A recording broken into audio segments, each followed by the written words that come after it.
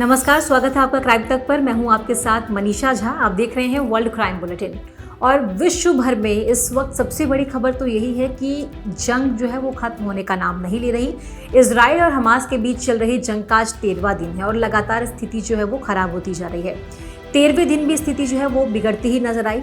इस बीच हमास ने जिस तरीके से 7 अक्टूबर को हमला किया, उसके बाद लगातार इजराइल ने फायर बैक किया है। लगातार इजराइल ने वापस जो है गाज़ा की तरफ हमले किए हैं। इन सब के बीच गाज़ा प्रशासन का ये कहना है कि लगभग 3500 फिलिस्तीनियों की जान अब तक इस जंग में चली गई है। वहीं कुल मिलाकर अगर देखा जाए तो इस युद्ध में अब तक 5000 लगभग लोगों की जान जा चुकी है। हमास और इजराइल के बीच चल रही जंग के बीच अमेरिकी राष्ट्रपति जो बाइडेन तेल अवीव पहुंचे, जहां उन्होंने इजराइल के प्रधानमंत्री बेंजामिन नेतन्याहू से मुलाकात की, बातचीत की। किस तरीके से युद्ध का समाधान हो सकता है, कैसे इस स्थिति से निकलना है, उबरना है, इसको लेकर भी बातचीत की गई। और अब वो वापस लौट चुके हैं।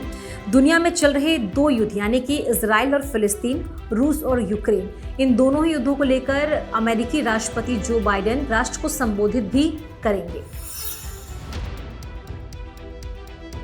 तो इजराइल पहुंचकर प्रधानमंत्री बेंजामिन नेतन्याहू से मुलाकात करने के बाद जो बाइडेन तो वापस लौट चुके हैं, लेकिन इस बीच खबर यह है कि अमेरिका के पूर्व राष्ट्रपति डोनाल्ड ट्रंप भी इजराइल जाएंगे और वहां पर जाकर अपना समर्थन जो है वो जाहिर करेंगे।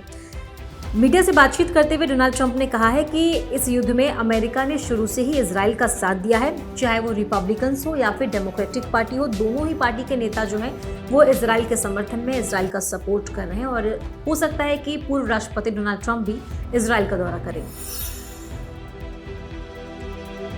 तो गाजा के अस्पताल में हुए हमले को लेकर विश्व भर में इसकी निंदा की जा रही थी। इस हमले में 500 से ज्यादा लोगों की जान गई थी और दोनों ही तरफ से ये कहा जा रहा था कि ये हमला उन्होंने नहीं किया है। हमास भी नहीं मान रहा था और इजराइल भी नहीं मान रहा कि हमला उसने किया, लेकिन इस बीच इजराइल ने कहा है कि वो हमला नहीं करने के सबूत यूएन में पेश करेगा। इसके अलावा इस मामले को लेकर व्हाइट हाउस ने यह कहा है कि अमेरिकी खुफिया जानकारी से उनको ये पता चला है कि गाजा अस्पताल पर हमले के लिए इजराइल दोषी नहीं है।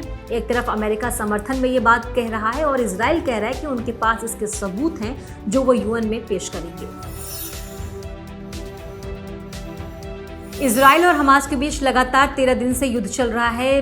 कई मौतें हो चुकी हैं, हजारों मौत हो चुकी है, लेकिन इन सबके बीच अलग अलग जगहों पर अलग अलग देशों में भी इसको लेकर प्रदर्शन किया जा रहा है।